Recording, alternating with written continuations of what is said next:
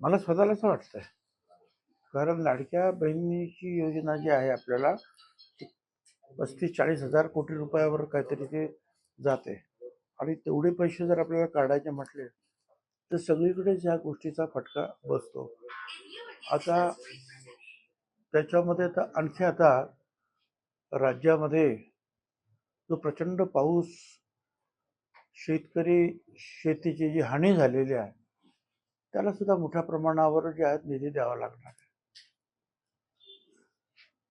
त्यामुळे ह्या ज्या निधीची ओढाताण निश्चितपणे होत राहणार आहे, आणि म्हणून काही गोष्टी ज्या आहेत आपल्याला यावर्षी काही करता येणं शक्य नाही. ही योजनाच बंद होईल अशी एक चर्चा आहे. खरंच हे असं होऊ शकतं का आगामी काळामध्ये? मला काही कल्पना नाही. पुढे आता पुढच्या ज्या वेळेला एखादा जो काही कार्यक्रम येईल त्याला काय परिस्थिती असेल निधीची, फायनान्सची, ते आताच मी सांगू शकणार नाही.